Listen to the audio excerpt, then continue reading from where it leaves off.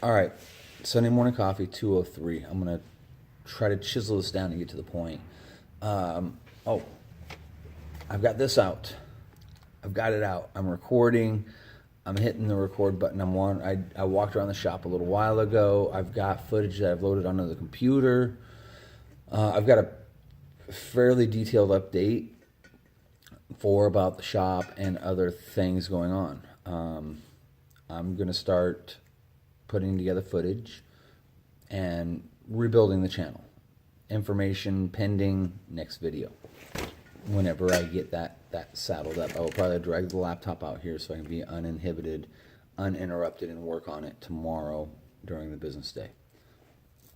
I'm making the channel a priority in the business, so it actually gets its own block of time each week for me to work on it.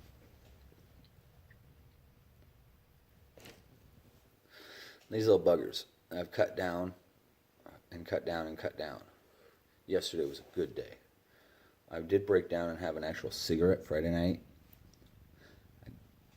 I'm definitely on the wean on the whole nicotine process. Cold turkey isn't working for me. So they're getting to a point they taste pretty foul also. But a cigarette, straight, nah, man.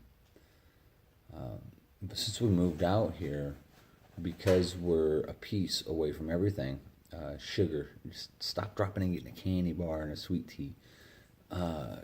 Caffeine, we make our own sweet tea here at home and just keep it in the fridge. I make coffee each morning and have my 2 cups, and I'm healthy body, healthy mind, I guess. All right, so what I wanted to chisel down and streamline and get right to you today is I'm working on something.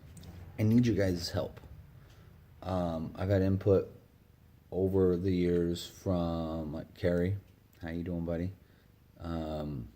Marcelinus Figueroa.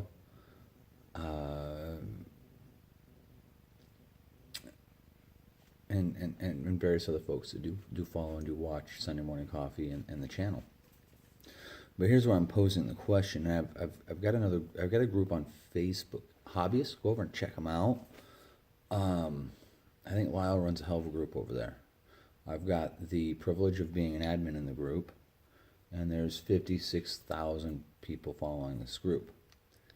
Answer the questions, get admitted. Don't be a smart ass, get admitted. Be nasty to someone, go in there looking for someone to paint your ride, solicit selling products, you get the boot.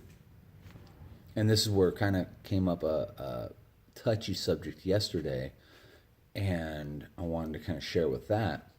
I had asked, so when it was Friday or Saturday, I had asked, or maybe even Thursday, Lyle, if I could just start posing questions. Questions for Lost and Found Automotive. It is what I'm building for a restoration supply. I'm wanting to gear it to small shops like myself and the hobbyist. Myself, in the process of a restoration, I have to go to about 8 different places, either locally or online, to find all the supplies, parts, materials, things I need. That's a pain. And I'm asking these questions with the broad audience over on Auto Body and Paint. But I figure I'd drop by you guys too. My concept is my concept has been very loose over the years. I started a Facebook page for Lost and Found Automotive years ago. I just recently updated it and started working with it again yesterday. The big underlying question and theme is I wanted something that's viable. I'm not looking to become wealthy from this endeavor. I just want it to be self-sustaining and get some rewards back from it business-wise. But if you were to go to a company, a website, or brick and mortar or wherever. It doesn't.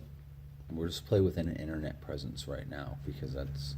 I'm way out of touch of everybody except for a small rural community. As far as putting together a brick and mortar, it doesn't make that much sense. What would you see? What would you want? I know the one company I look to as some of my modeling, they really carry like everything. They have relabeled equipment from other companies, other manufacturers. They have relabeled liquids from other manufacturers. Liquids are at least a year out for me because of logistics, legal, and otherwise. But what would you guys want to see? Doing lead work with lead and lead-free body solder. I found that the only two resources that you can find online, I'm fairly certain they all order from one manufacturer. And that manufacturer happens to be here in good old Iowa. I've looked at the prospect of actually making some of the widgets, sanding blocks, doing plexi sanding blocks. And there's some companies out there doing it. They're very affordable, very versatile, and seem to be a good product. I haven't tried a plexi sanding block, but I've seen a lot of hoopla about the using plexi for various blocking applications.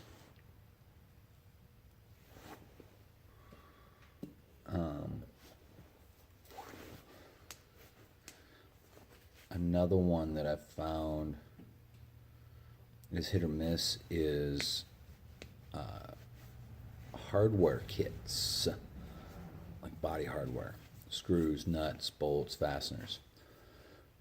For you can only do the more popular GMA body or the F body or the Mustang, or you pick certain cars to do it for. But the thing I found hit or miss is you can get a hardware kit, and I've purchased them. The ease is worth it at the entry. You get enough fasteners for this application. You get the problem I came into is some of these hardware kits, they're just whatever they can scoop in by the pound. If it fits the hole, if it calls for a number 10 panhead screw, they're gonna whatever number 10 panhead. They don't inspect it and go, this is what came factory, this is what I have. Not close enough. And they're not very responsible with the way they package their fasteners. They just kind of throw in whatever they got at the hardware store that week. I could see being interested in picking out a few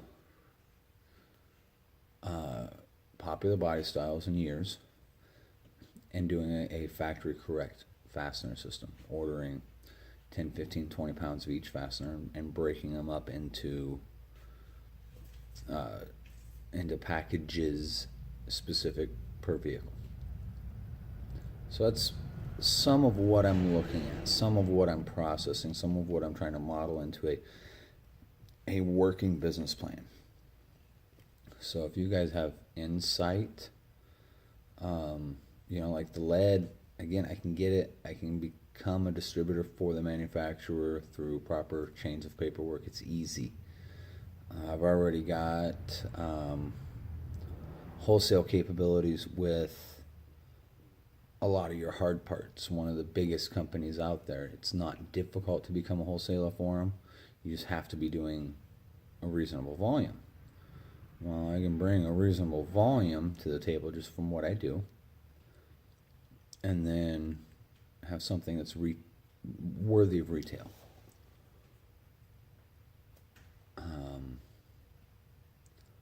Sheet metal parts and things like that they're going to be a tricky one for me to do responsibly.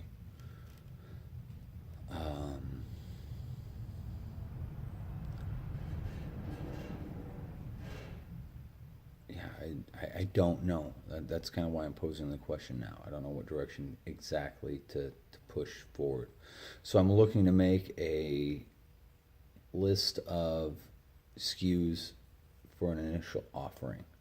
I've got some distributors that I still need to get in touch with, some manufacturers I need to get in touch with, and start bringing this all to the fore to something that's worth handing off. But it's in the works. That's why I'm here today. That's today's Sunday morning coffee. It's more evocative than, if that's the correct word. I should stop trying to use big words, huh? I'm not that smart. I want to provoke thought in people. I want you to ponder as the hobbyist what would be handy to be able to get your hands on here and now. Some of the stuff I'd have to work with manufacturers or distributors. Other stuff,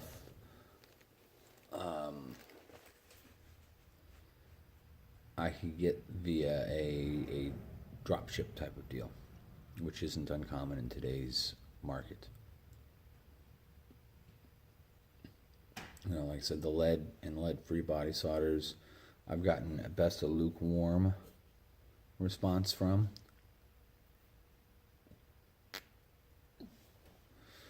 I will likely order my own lead supplies from the manufacturer, but to bring it to where it would have a bearing on a retail basis, I'd have to chip off a reasonable investment, repackage, and move it that way. Break it down from bundles of 50 pounds or 100 pounds into various weights of bundles and go from there. But that's my thought process for today. I'm gonna let y'all go. I've already taken up enough of your time. Thank you for stopping by. Just keep an eye on the channel. Things are changing and moving forward. It should be exciting. I'm excited again. I'm finally getting to where I feel I can breathe and move forward. I know I can breathe better because my smoking habits have curtailed dramatically. We'll talk to you soon. I might pop in next week.